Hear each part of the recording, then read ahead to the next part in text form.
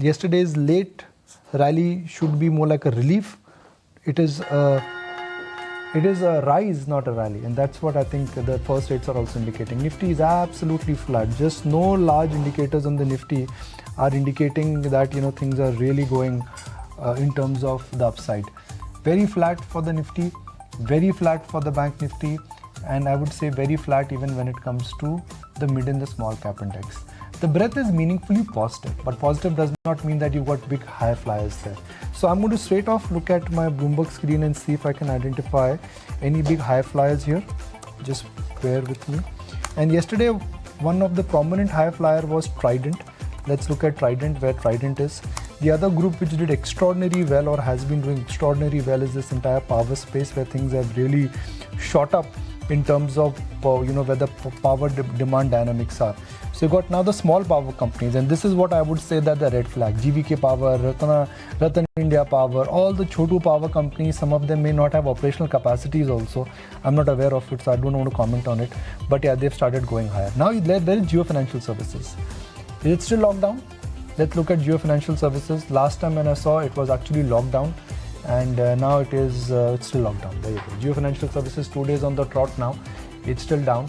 And HDFC Bank, where while be patient, elephants will also dance. I think that's the phrase the brokerage is using. And the elephant is not dancing today. The elephant is simply just resting where it is. It is almost 1600 by the way for HDFC Bank today. Yeah, not bad. 0.5% in the green start, so not all that quiet. The Adani group of names, of course, have been very active off late. In Adani Enterprises, the promoter has acquired an additional 2.22% stake from August 7 to 18. So that's one stock which is in focus. There's L&T Technologies as well. The management has indicated that July has seen some pickup in the deal activity versus what they saw in the April to May period. So that stock is marginally higher. Union Bank, I want to check in on that one. They've launched a QIP worth about 500 crore rupees. The floor price set at around 91 rupees, 1.5% higher for Union Bank as we speak right now. Then, of course, there's Glenmark Pharma as well, wherein the US arm is in settlement with DOJ with regards to drug price fixing to pay about $30 million as well as settlement, just marginally in the green as we speak right now. We were just talking about as to how the hotel space is once again looking very, very active. Lemon Tree has signed a license agreement for 2 properties in Bhubaneswar as well as in Kasoli. So that stock is holding up 2.5% as we speak right now. Check in on what RIL is up to, considering this was one of the sore losers and weighed heavy on the index in trade yesterday. And then, of course, Jio Financial Services, some more muted move for RIL. 25.13 is where that stock is. Jio Financials still down 5% as we speak. Nuresh, what's the take on the market? It's a very flat start once again. Any trades that you're punching in? So continue like NMDC, that's a stock which looks promising for a short-term breakout. Could be breaking out of 119, 120 over the next few sessions. Okay. Let's get in your first trade as well, Nuresh. So that would be a buy on NMDC itself. That's a stock which I like the most. Out here above 120 could see further momentum. 6.6% shareholding in Jio Financials. That's what agencies are reporting. So in that, did they acquire it yesterday? I don't know when, because today morning they shouldn't have acquired it from the exchanges. But just a disclosure, which is coming from LIC, that now they own 6.6% shareholding in Jio Financial Services. They've acquired additionally financial stake via demerger action by RIL. So is this largely because they used to own financials and they got? I think it should be that only. Because there's no way they could have gone and acquired 6.6% stake yesterday. That's what I understand. Let's see. I'll just wait before I can really, decipher the whole, news for you. A. Bala Subramaniam joins us, Managing Director and CEO with Aditya Birla Sun Life. Bala, so far so good. No one's complaining. I just want to bring your attention to what's happening in the world in terms of the global macro positioning. Bond yields are for 15-year high. Crude is on a boil again. US economy is doing well. Dollar index is rising. When these factors come together, markets historically has gone down. But so far, both global markets and local markets have resisted the fall. I think it's an interesting trend. I think, as you rightly put it, whenever the interest rates goes up a significantly higher level, generally the assumption that all of us make is the cost of capital for companies will rise, so therefore will have an impact on the expansion and for the future growth, and therefore the market generally tend to correct. Then this time, I think what the difference that we see is, I think if you look at the US, a very interesting trend we are seeing. I think we moved away from a possible recession to a mild recession. Even mild recession also now it seems to be ruled How out. extraordinary. Beginning of the year, we were speculating mild recession, hard landing, soft landing, or a dip. And now we talk about Chandrayaan 3 in that conversation. Which is supposed to be today. Just amazes It's me. supposed to be today. Tomorrow today. evening. Tomorrow evening. You'll be up in the night, right? I will just, anyway, it's all It's 5 historical. a.m. It's in the 6 evening. p.m. Oh, All of us will be awake. sorry. My bad. So I think if you look at it, job market in US is surprising and continues to do well. And the US has started spending money on infrastructure building. Therefore, that's reflect on commodity prices in general, I think, staying where they are.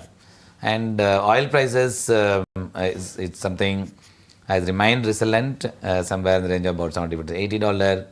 And food inflation in global market point of view seems to be hurting. I think if you look at the factor that driving on the negative side in one, which continues to stay. At the same time, the growth momentum in the US is not getting anywhere challenged. So that I think that's somewhere that we are seeing the disconnect. So that's why despite the bond yields rising, it's not hurted even the home loan borrowers in the US, given the fact that most of the home loan borrowings in the last many number of years have gone at a fixed rate of interest. Therefore, as and when they go for repricing, there's a high probability that consumer in general will start getting hurt. And last but not the least, I think after pandemic, most of the people instead of spending money on buying goods, they are spending money on tourism and travels and entertainment. So that's also Or seems buying to be mutual funds. not so much actually, but I think they are spending money. That's why you will see the hotel tariffs are rising. No, SIP numbers say they're buying mutual funds, no? Which is true. The Mercedes CEO said that my cars are not selling because everybody's doing SIPs. Yeah. You remember that? I know that. Yeah, he gave us indirect marketing for us. So I think if you look at it on a holistic basis, definitely is interest rates being where they are, it should have impact on the market. But earning growth continues to remain good. I think consumer spending in some form or other keep the overall momentum good. Job market continues to drive the growth in the momentum in the US. So that's, I think, is one factor is actually holding the global market intact. I think if you look at the rest of the market, especially for India point of view, despite all attempts that is being made by China as an economy, they are still not coming back in a hurry in terms of growth coming back. I think they're still faltering on growth. They're still discovering what they should do in terms of policy making. That's the only country where it's going the reverse trend as far as interest rate concerns. Most all other countries are rising interest rates except China. But again, that means they are actually seems to be looking at taking steps that could actually help them come back on track, but seems to be taking a lot of time. Given the fact the last 2 years, they also did equally good big damage for some of the companies. When established companies lost in market cap, and people in China would have probably lost confidence in the overall economic growth and so on and so forth. That all seems to be favoring India. I think if you look at two markets which seems to be a good wicket, one is in the US, second is in India. And India seems to be getting huge allocations, a lot of stability in terms of policy making, politics, as well as on economic growth. The consumer spending in general has been pretty good. I think that's why I think money flow seems to be coming. One of the reasons I see market has been less volatile. I think I've seen historically whenever we see interest rates moving, even if a 10 basis points yield movement or the $3-4 movement in oil prices, generally I've seen the markets start negatively getting impacted. Yeah. That doesn't seem to be there because fundamentals of companies, fundamentals of the economy, especially from the earnings expectation point of view, seems to be good. And high interest rates is not hurting any economic part of the country, whether it is in the US or in India. High interest rates are not hurting anyone as it stands today. Right.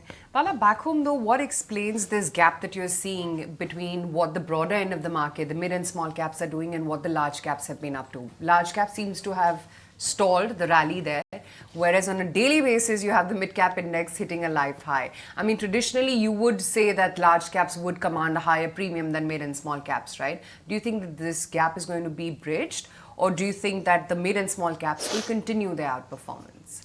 So the way I see is we go through the cycles. I think in every market cycles we'll see large cap doing better than the mid cap, and mid cap suddenly start doing better than large cap. I think the way I see the trend changing, I think if you look at the various moving parts of the economy, right from the investments-led growth that we are witnessing by way of infrastructure spending by the government, both on the roads and other infrastructure spending, as well as in power sectors where there is going to renewed push that is coming in the power sectors, especially in the renewable energy side. A lot of action that is happening. I think if you look at it on a holistic basis, the kind of investment that goes in various places, I think seems to be benefiting many small companies. I think if you look at India as a country, there are many companies that are small size companies have got a lot of engineering capability, especially in the automobile sectors or in the fabrications or in the power sectors. They all have got a greater strength that they have established. They're all small enterprises. Second is small scale enterprises today are not starving for money. So either they get money at guaranteed by the government of India so that the banks can go and lend to them, and or they are all themselves able to get money at a cheaper rate. Therefore, interest rate is not hurting them. Therefore, the many small companies who have established track record, that something seems to be benefiting that sector. Second, which I see is the second generation. I think I see also most of the companies, the first generation has now handing over to the second generation. Second generation is reasonably more visionary in terms of building the business next levels. That's something I am also seeing in some of the sectors, some parts of the countries. Where are you seeing this? In automobile sector is coming, in engineering sector it is coming. Give me an example, not for a stock, but just to establish this point. No, I'm just giving an example of, say, TVS group of companies. Yeah, true. So next generation is now taking EIB charge. Parry, Durgappa. Yeah, that next generation is taking charge. As the next generation taking charge, as long as they bring that culture of building business for the future, at the same time bring in newness in the form of innovations, I think they are actually bringing in those kind of changes which is most required for running these companies. So Birla Mutual Fund says that vote for us because we have experience, we should think again, right? Go for a mutual fund which is young and which has less experience. Of course, will always remain young, because at the end of the day, firms like us, though we have spent 30 years, still I always say that the average age of Aditya Mutual Fund is roughly about 34 or 35. So it will always remain, new generation will come. I think what I see is the new generation bringing a new vision, a new vigor, new way of doing things. So all of them in a way is the shareholders value accretion methodology, I would say. That's why I think if you look at mid-sized companies, given the fact that we have a large pool of SMEs in the country, we'll continue to see this momentum. They understand the importance of corporate governance. They understand the importance of, ek number, do number, to put it very bluntly. Yeah. Building for the future, as you say. No, I mean, there's a dark age in India. The tax evasion was there, corporate governance standards were compromised. You had a very large, unorganized economy which existed but you never accounted for. But I think that is changing. Yeah. Speaking of building for the future as well, when it comes to IT, a lot of deal wins are picking up. And then, of course, with the advent of new age tech like AI, how are you looking at, that as a catalyst for the IT space? So I think IT space also have seen these cycles. I think the biggest advantage of Indian IT sector from a dot-com bubble to the subsequent period of change, and now I think we are into the AI and the ChatGPT kind of model is coming in. I think spending on IT infrastructure is not going to get reduced. Whether we like it or not, every company has to upgrade themselves on a continuous basis. That means spending by most of the companies to build their future bright, it will remain as forever. So that means Indian IT companies who have established track record of working with the global market, also established track record building the skill set that is required for building, keeping the company's survival for the future. And that's something Indian IT companies will continue to get that benefit.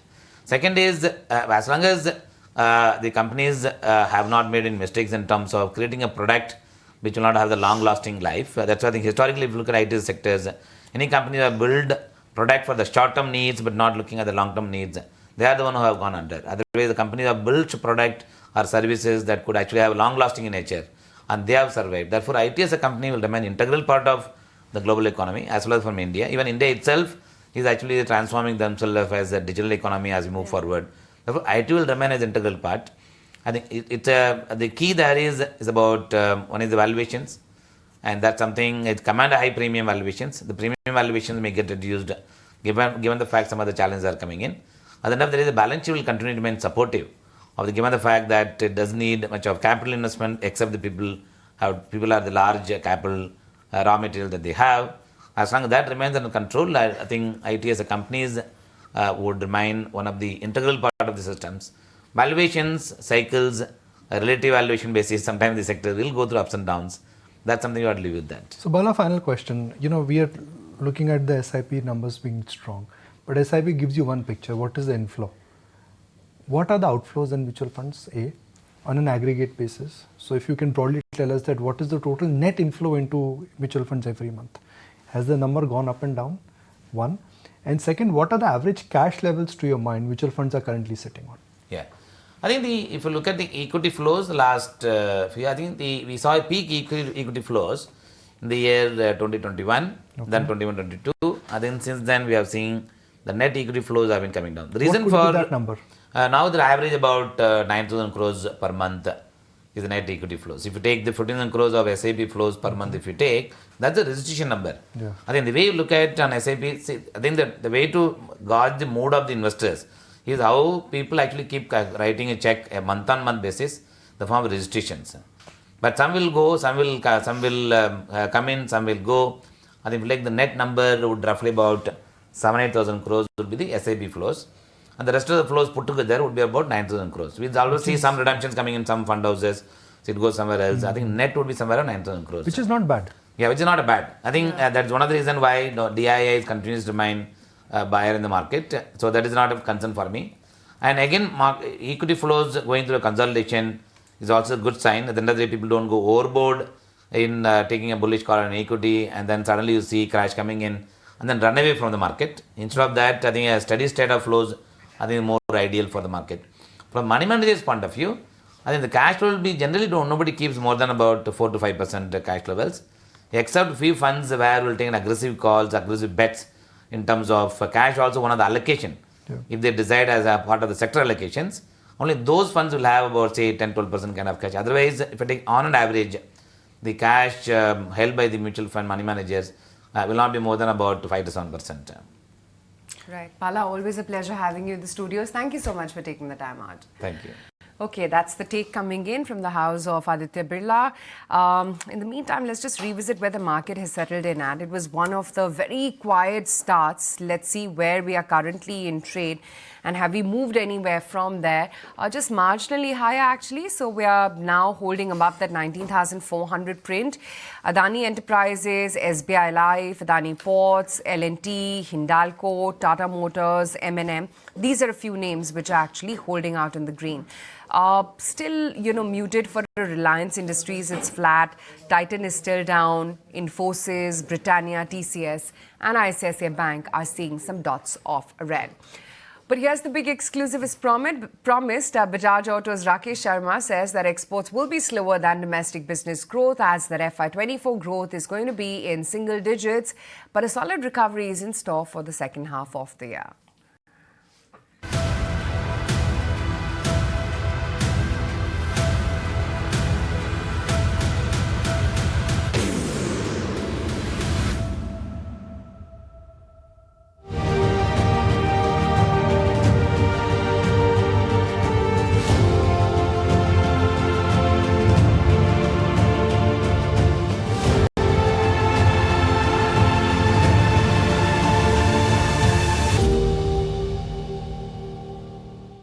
Rakesh Sharma of Bajaj Auto joins us, and this is ET Now on the go.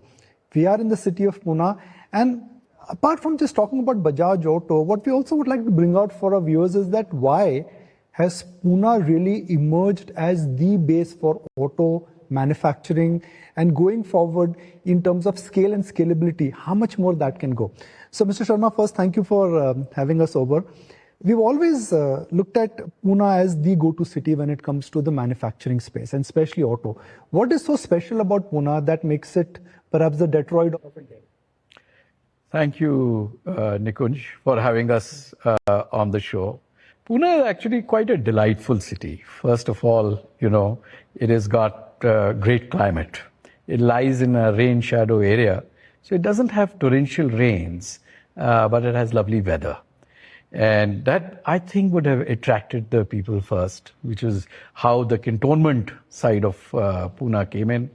And I would say that we have to credit the pioneers with the start of the industrialization of Pune, which are, the families of Kirloskars, Bajaj, Firodias, and the Kalyanis, and people like that, who came from different places and set up their industries. And then so on and so forth. And since then, you have a very eclectic mix. You have the corporate crowd, you have the military, the armed forces crowd, you have a good art and culture segment with FTII and etc. So it's really a very, very good mix of people. And therefore, more and more people keep getting attracted to the Pune proposition. Okay. If I take the clock back 5 years ago, less than 10% of your total profits were coming from exports. That number is nearing 50% now, and 46% of the total top line, according to the last data, was coming from exports. That has worked like a charm for you. But have you reached a peak?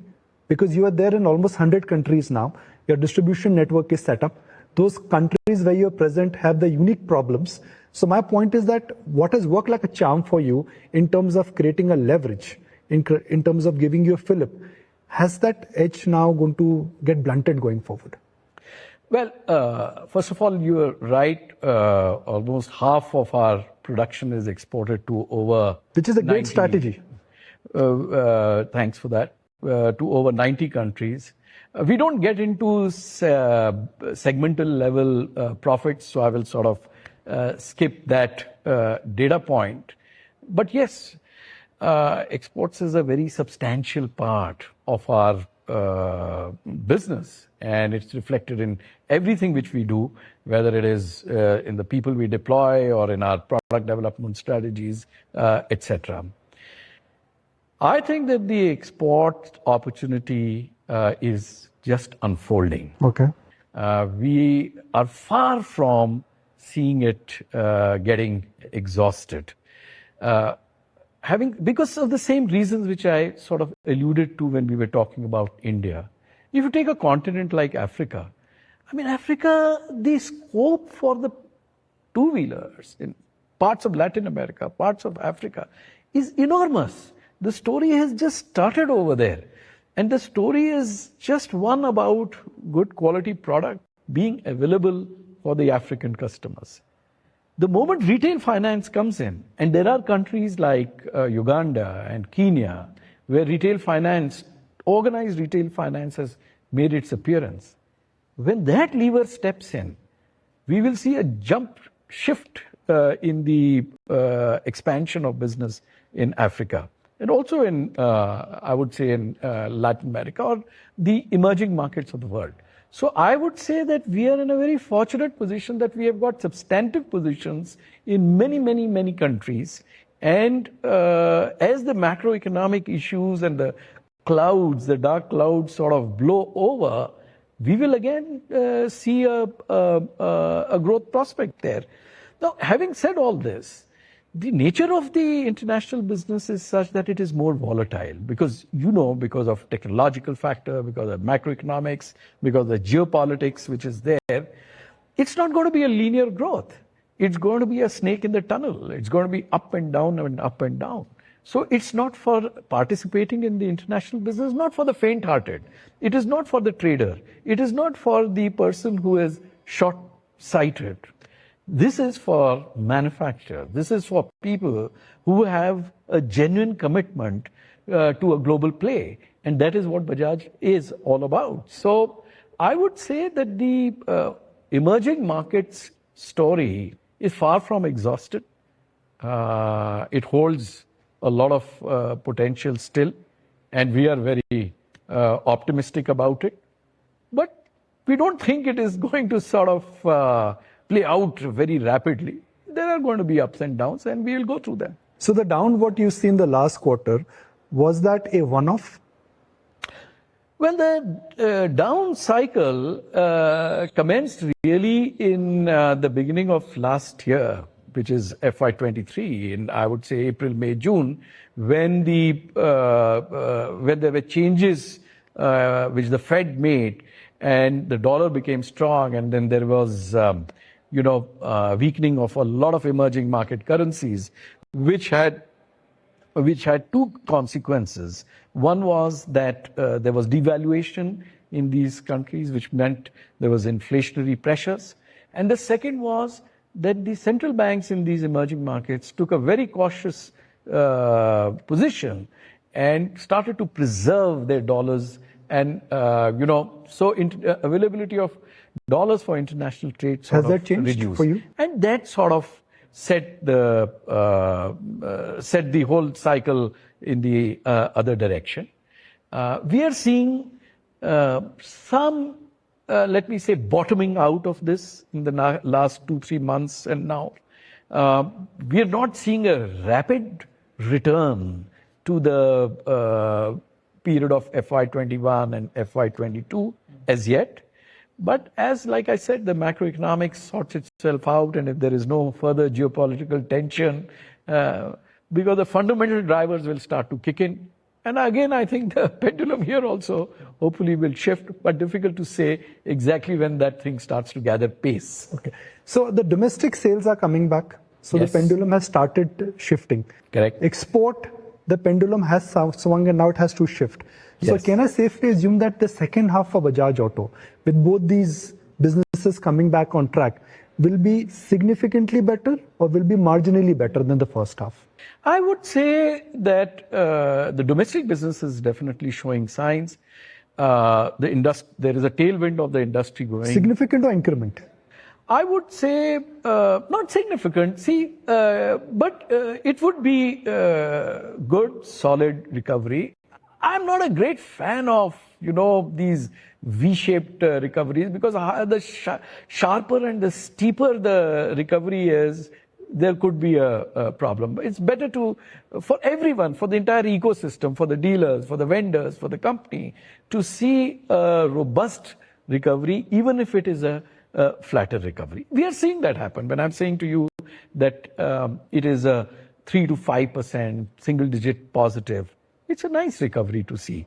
And in that, the top half of the segment is a higher single digits, 8 to 9% recovery. Which is 125 plus. Which is the 125cc plus.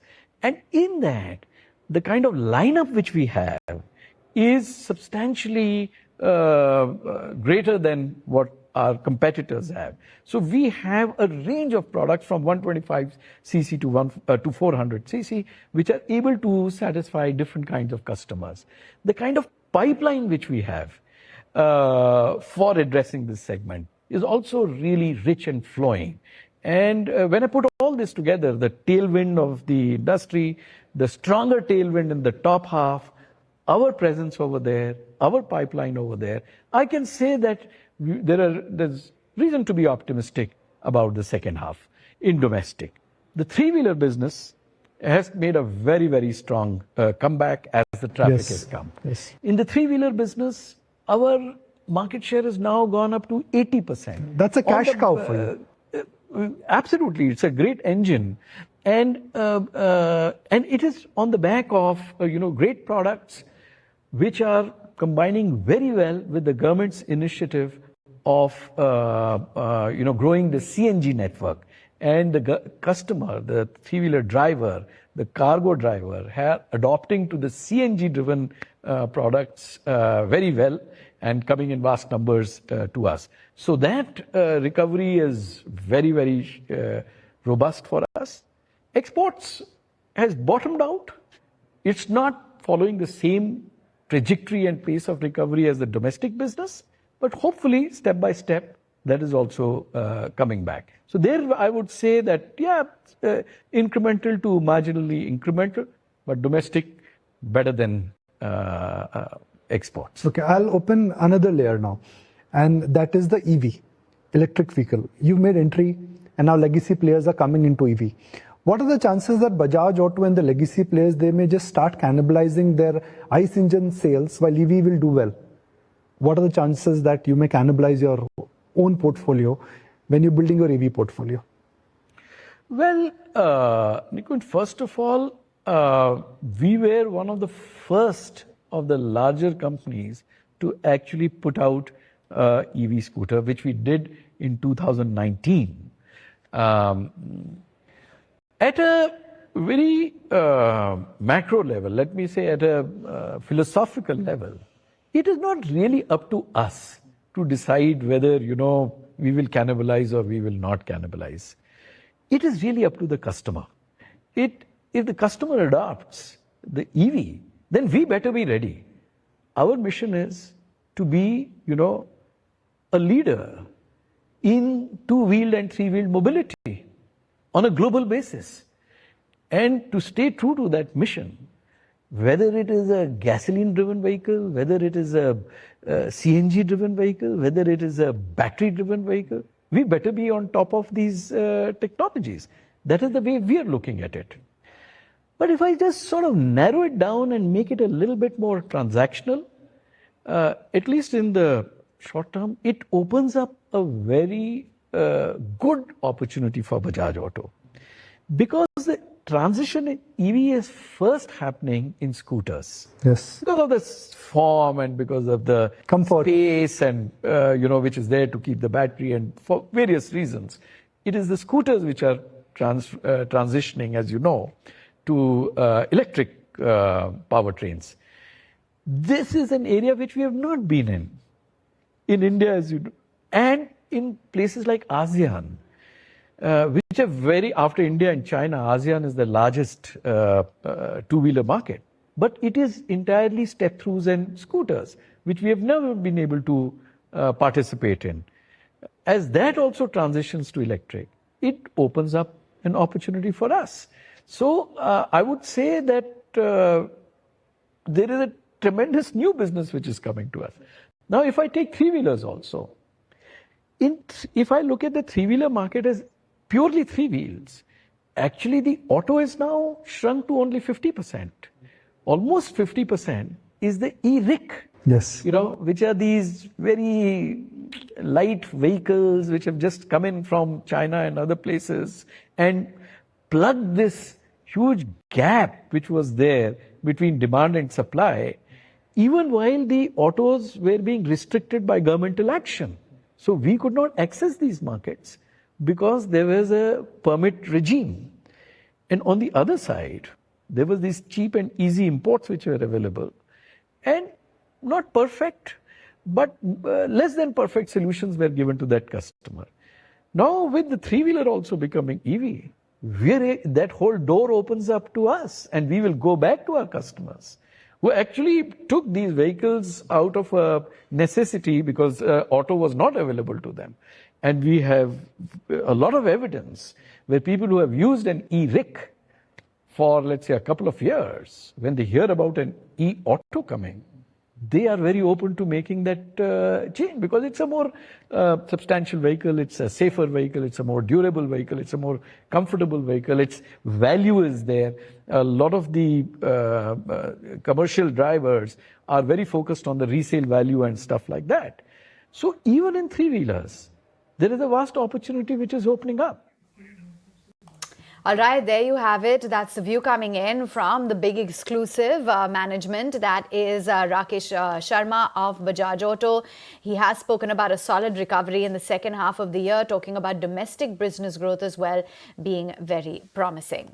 All right, let's shift gears then and focus in on the entire banking sector. Talk about the compounding story within large cap banks, what the view is for the entire financial sector on Jio Financial's debut, as well as RBI's ICRR directive.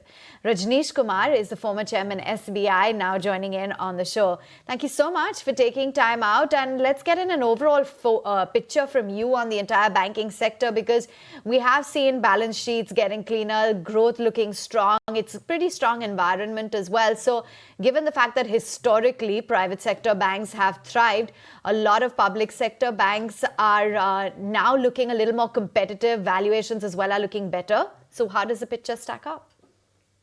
The picture seems to be very good as far as public sector banks and the overall banking scenario in the country is concerned.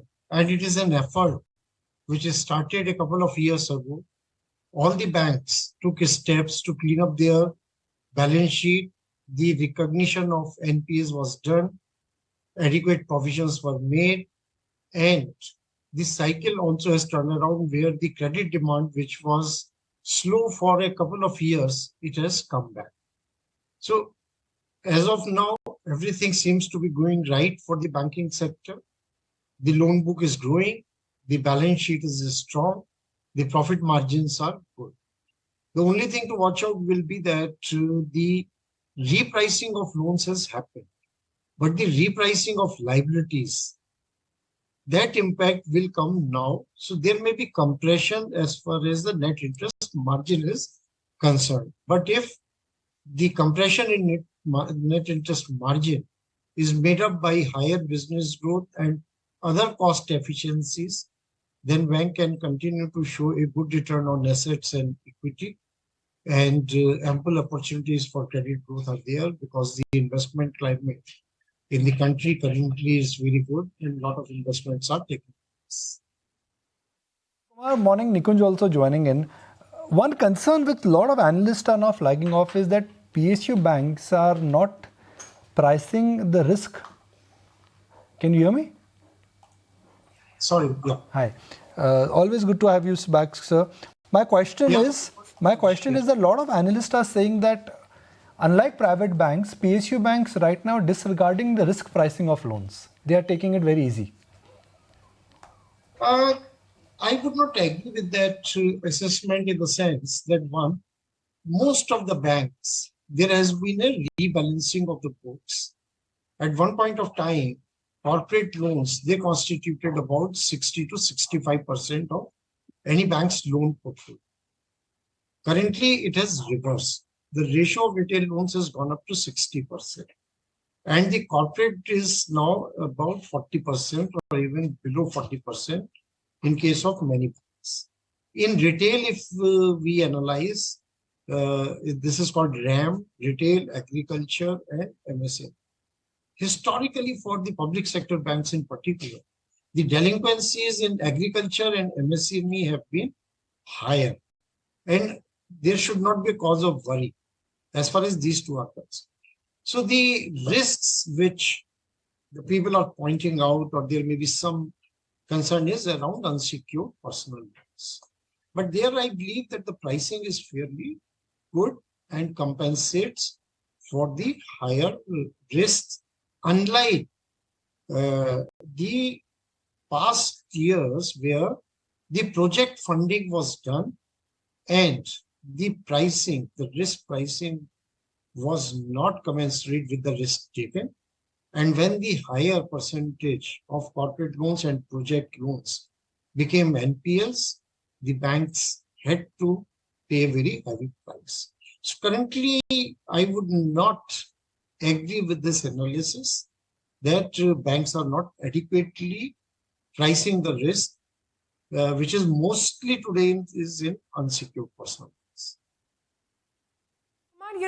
With regards to the entire sector, we have seen concerns being expressed on unsecured lending. We've seen more than one private bank coming out and suggesting that there is a mispricing in corporate loans as well. Is this somewhat the start of a new cycle? And of course, margins peaking out in the first quarter. Margin squeeze, already I have spoken about that. It seems to be a little bit inevitable because the repricing of liabilities, its impact is or will now be visible in subsequent quarters. But as far as the mispricing of the loans is concerned, on the corporate book, most of the banks, they price their risk according to their external rating of a loan as well as the internal. And there is a huge competition because the corporate loans, the operational cost is relatively low because of this ticket size.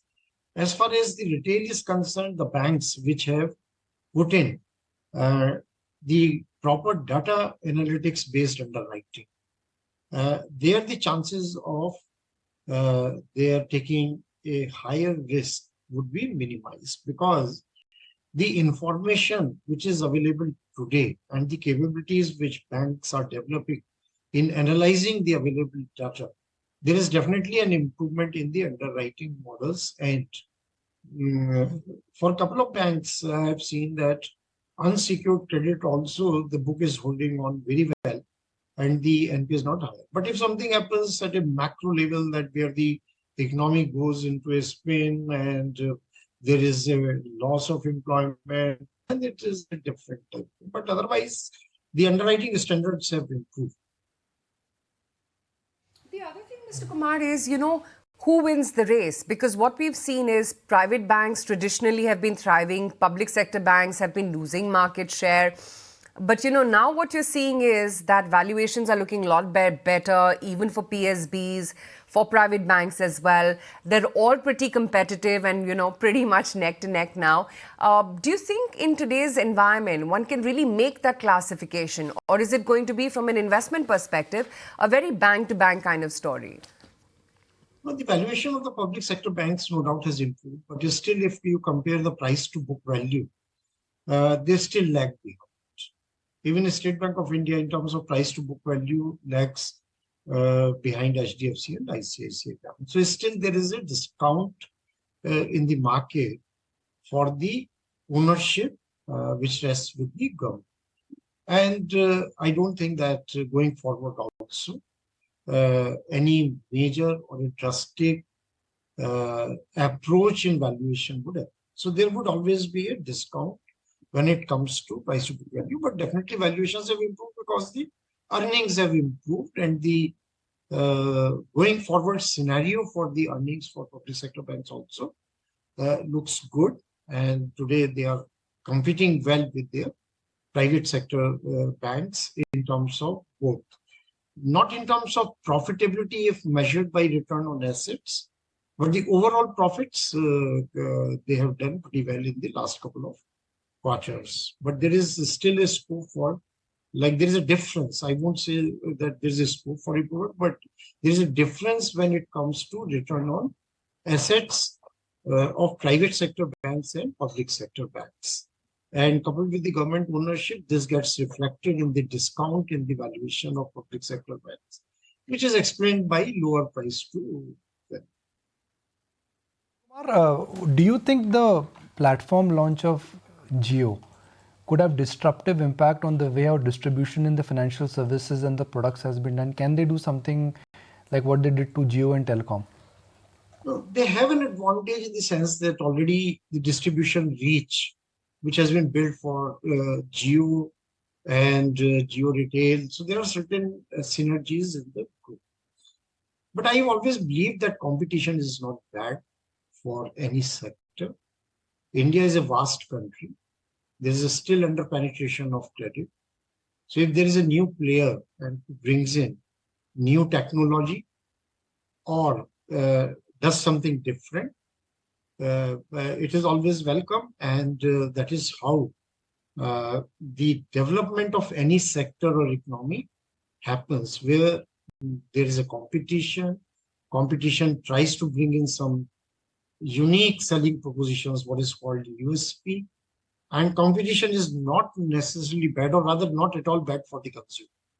Consumer always benefits because of the competition, and the legacy institutions, obviously, they will have to continuously work on improving their functioning and look for ways to remain competitive and relevant. Final question, what about lending per se? I mean, look, they got Jio services out, they talked about scale, skill and reach, and they were able to change the dynamics of the telecom sector. But when it comes to lending, do you think that dynamism may not be at play, because ultimately you are also dependent on the market rates? You may have better rates of borrowing, but ultimately your raw material is based on the 10-year yield. So Reliance is unlikely to be a disruptive NBFC player. Can I say that? For Reliance Jio in particular, they have a lot of captive market. That's what we have to realize, because of the synergies within the group. So how does that synergy play out?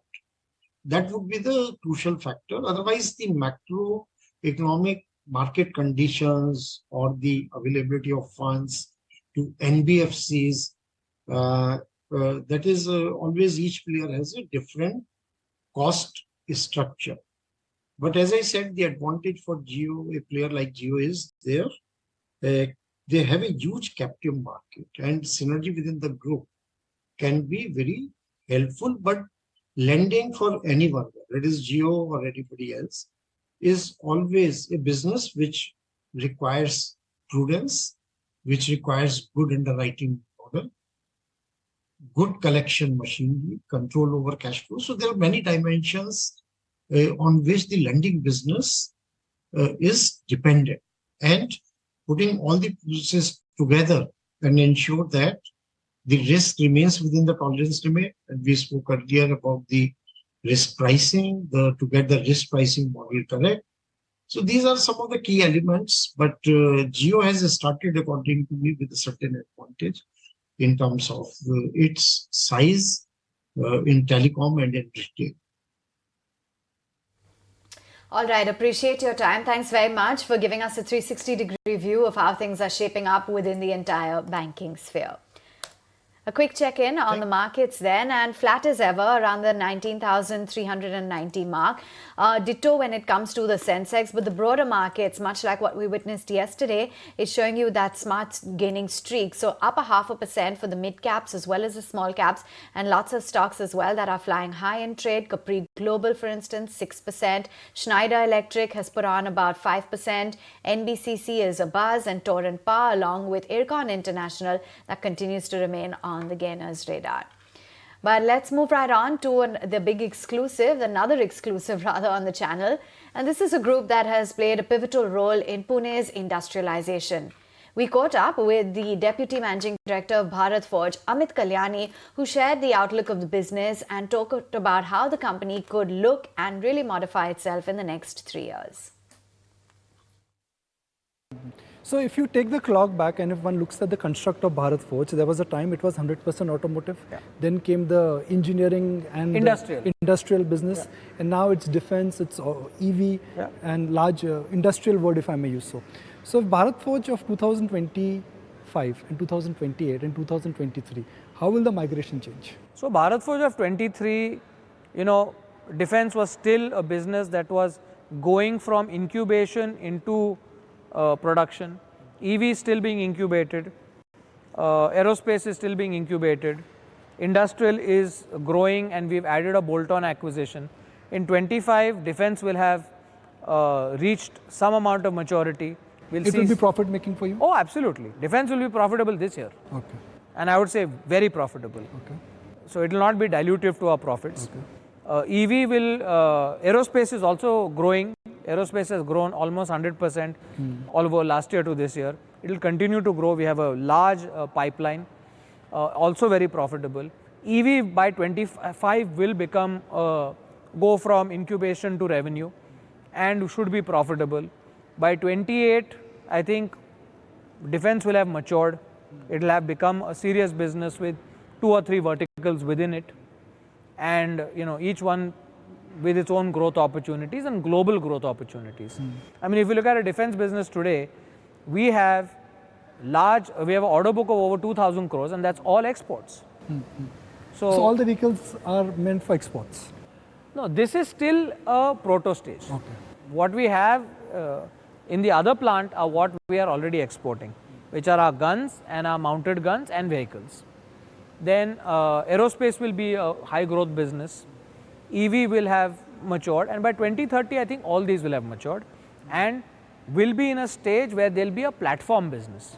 That a platform business then becomes a business which can start growing on its own, even start doing M&A of its own, or consolidation within India of its own, and further products and geographies, etc. So then the geographical breakup, what markets are obsessed with every month, Class A truck ka sales ka number kitna hai?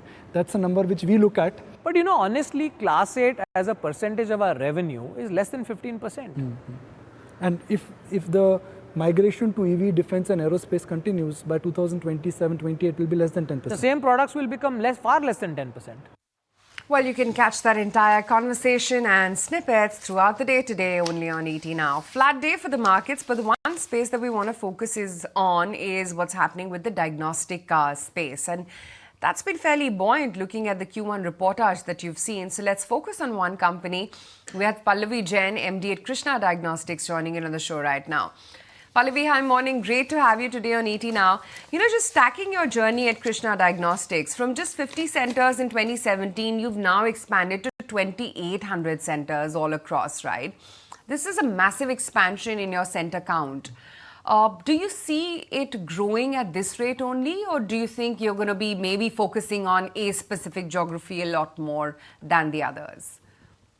India as a market, firstly, good morning. And India as a market is very vast. We are just at the tip of the iceberg.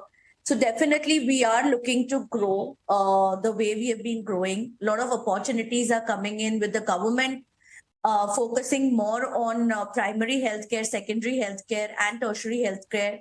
Our expansions have always been in the tier 2, tier 3 cities. We will focus expanding in these regions where there is a dire need of healthcare services, good quality diagnostic services. And that's the reason we think that we are on the right path to provide the best quality services at the most affordable rates to the citizens of our country. If I look at the industry and I'm looking at your peers here, the growth rate is different and there seems to be a drop in margin post-COVID. But your growth trajectory, both in terms of growth and margins, is very different. So why are you growing at a rate which is admirable when industry per se is contracting and margins are coming under pressure?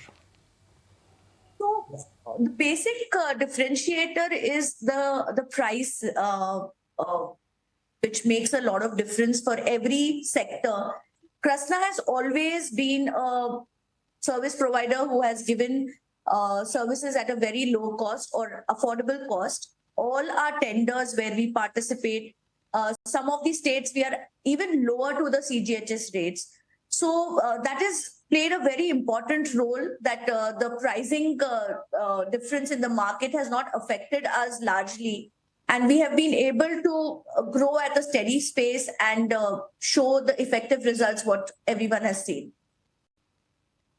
The whole idea of looking at tier 2 and tier 3 city, I think, is quite unique. But there are two things happening here, if I could be in devil's advocate. One, global chains are also thinking on similar lines. And B, there is a lot of options which are now available in terms of online diagnostic stroke testing. How will that affect your expansion plans in small cities? I don't see a threat or a competition to this. In fact, the more the players, it's good for the country as a segment to grow. We have, however, one thing what differentiates us from the online service providers is we are joining hands with various state governments and we become partner and we are helping them strengthen their existing infrastructure in terms of providing healthcare to the last milestone available. If I have to give you an example of the recent tender in Assam, you won't believe we are going to reach as many as 1,300 locations spread across the entire state. So reaching the last milestone, which I think it's going to be difficult for the other players in the market to reach to the last, because online they may have their own challenges. We have our own challenges, but what makes us different is our presence and our association as a public-private partner with the state governments, which enables us to deliver the best quality services and cater to the needs of the patients where it is required. So instead of people coming to our centers, we are taking our centers to the people. We also understand, Pallavi, that Krishna is participating in new large tenders. What is the visibility on winning any of these new tenders? Where have you bid? Can you also share with us the update on the Rajasthan tender? I'll start with with the question you ended. The Rajasthan tender, as everyone knows, that the Honorable High Court has given a favorable judgment. Whatever were the obligations and part of Krishna, we've already fulfilled those long back. There are certain technical evaluations and detailed procedural delays for documentation. We expect to close that by end of this month. And then we will be able to start our services in the state of Rajasthan. As I mentioned earlier, when you talk about visibility, when you talk about us participating in tenders, definitely the scope is very huge, because we see that the government is now not only focusing on the basic healthcare packages or basic healthcare infrastructure. We see that a lot of people also have now started focusing on preventive healthcare, our initiatives now into the B2C markets with our expansion plans, with the tenders like Assam, Odisha, BMC as such, and Maharashtra coming up, we see a great visibility for us to expand and for us to get growth what we have envisaged. Yeah, I just wanted to actually delve a little bit deeper with respect to this Rajasthan tender, because there was a cancellation due to some disagreements that I believe had taken place on providing additional performance security. So what is the implication of this? And you have taken legal recourse. Any ideas on the resolution timelines? So that's exactly what I told, that yes, there was a disagreement because Rajasthan tender, we have participated with TCIL, which is a central government PSU. And according to the clause in the RTPP Act, any PSU participating in tenders is exempted from the performance security. So taking that clause, we had asked the government to exempt us from the performance security. And there were a lot of exchanges of documentation and letters. Amidst of all these communications, there was a certain cancellation which was done, and definitely we knew we were on the right path, and hence we had to take a legal recourse. And after going to the Honorable High Court in Rajasthan, and after seeing the study and after seeing all the documents submitted, there was a judgment which was passed in favor of Krishna Diagnostics, and the state government was directed to execute the agreement post certain compliances. As I mentioned earlier, the compliances on part of Krishna Diagnostics are already done. Unfortunately, there were certain public holidays in the last few days, and the government is now preparing the suitable documents, and we assume and we hope that we are able to sign off the agreement by this month end. So you see that happening surely before the election, because that's what everybody gets worried about. State elections around the corner. Will this actual tender go through? Yes, absolutely. It is a huge tender where we are going to start as many as 150 processing laboratories, and we are going to reach to the smallest village in Rajasthan, which is almost at locations of 1300 plus. So it is not only a very large project in terms of expansion for Krishna, but it is also a large project in public interest for the government of Rajasthan, because primary healthcare and secondary healthcare is going to reach to the last milestone of the state. Okay, Pallavi, great to have you today on the show. Thank you so much for giving us a color on where the business for Krishna Diagnostics is headed. Well, the one space which is surely powering ahead and headed higher is the entire power sector, and especially power financiers as well. They too are quite charged up. There's been rising demand, capex, they continue to be key tailwinds. So who better than Ajoy Chaudhary, the Director of Finance at REC, joining us right now to give us a color on where this sector could be headed. Mr. Chaudhary, great to have you today on ET Now. Thank you so much for taking the time out and joining in. We've been highlighting a couple of factors that are working in favor of the sector, right? The power demand, which has hit a record high in the month of August, the thrust in power sector capex as well. Tell me, how does it change the outlook for you? What is the financing opportunity for you at REC? Yeah, so good morning, and thank you for having me in your show. So, a few things that are happening in the power sector is one is energy transition, which we think that will give us a strong growth momentum in the days to come. Recently in Goa, G20 ministerial summit on the sidelines, we had discussions with many developers, and we signed a MOU of close to 2.75 lakh crores.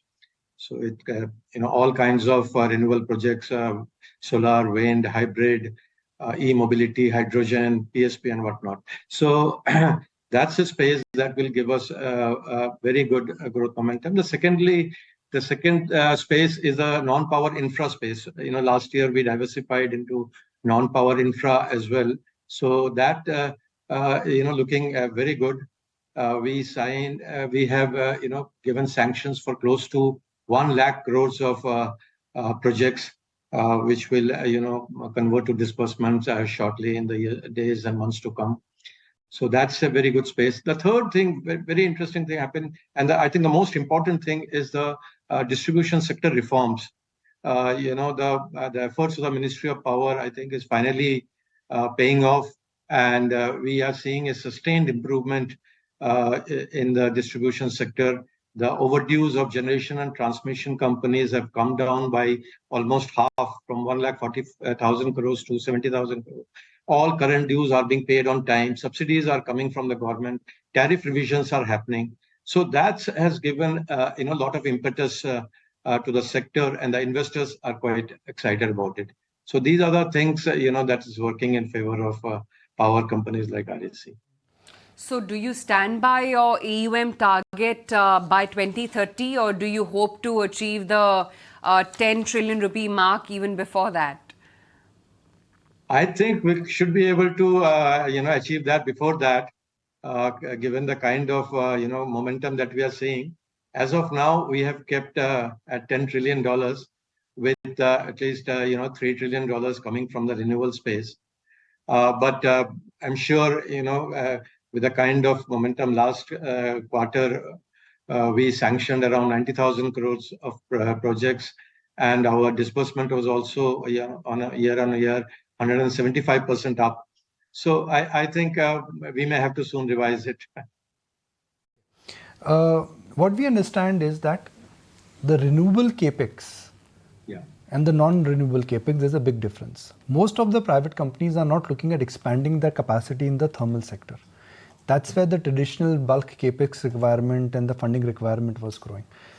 This contraction of this space, how will this affect your business? So, thermal power will remain. Yes, you're right that there will be some contraction in the space. Renewable energy, of course, huge demand is there, and we should compensate this, slight moderation in the capex of the generation space by non-power infra, where we see a lot of opportunities. Further, the distribution sector and the transmission sectors will also need a lot of upgradation and modernization. So there also, the RDSS scheme of the Government of India, which has a total capex outlay of $3 trillion, out of which $2 trillion will be by way of equity from the state and loan, largely loan part, which we shall be looking to tap into. So I think the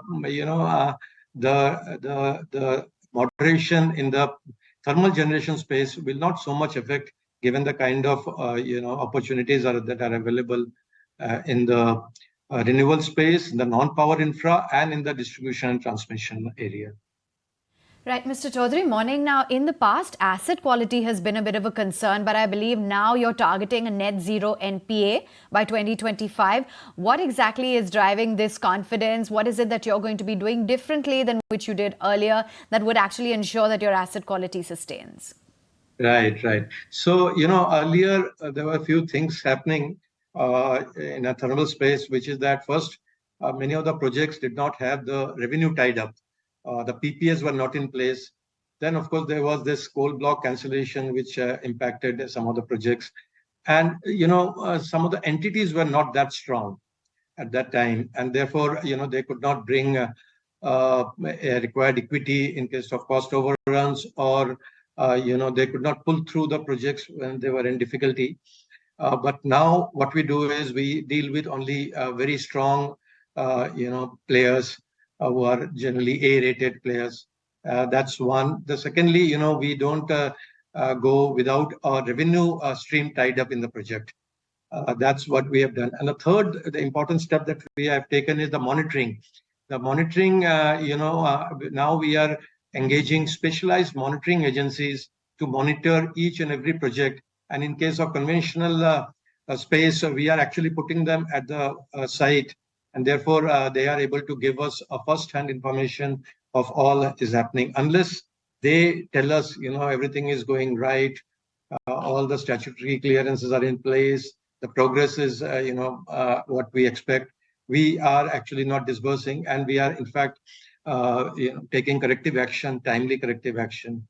So these things I think have changed, and the asset quality has improved. Last 6 quarters we did not have any NPA, and we hope as you said, by March 25 we shall be a net NPA zero company. Okay. When do you think the NCLT resolutions, you got a long pipeline there, how realistically you think they will be settled in this year? So yes, NCLT process has been a little slower than what we expected.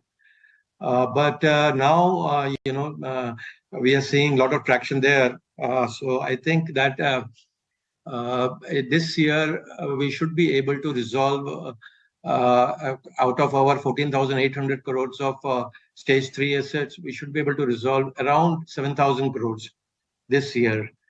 So that includes some of the large projects like Lanco Amarkantak, TRN Energy. Some will be through the NCLT process and some will be out of NCLT as well. And some 1 or 2 projects will be resolved this quarter, it's the current quarter. So that's what. And the next year we should be in a position to resolve the rest of it. How many NPA accounts is that? Which we are going to resolve now? Yeah, Yes. one is Bidakshi Energy, where we have close to 700 crores of exposure. The other is Dance Energy, which is the hydro project. Now it has a PPA tied up, and we are getting 100% recovery there. So the entire provision will have a write back. What had hit you was, let's say, Meenakshi, Lanco, and other specific plants.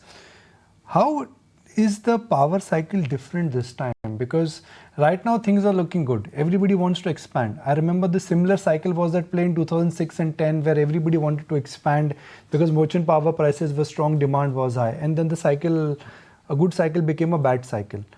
How is this cycle different this time?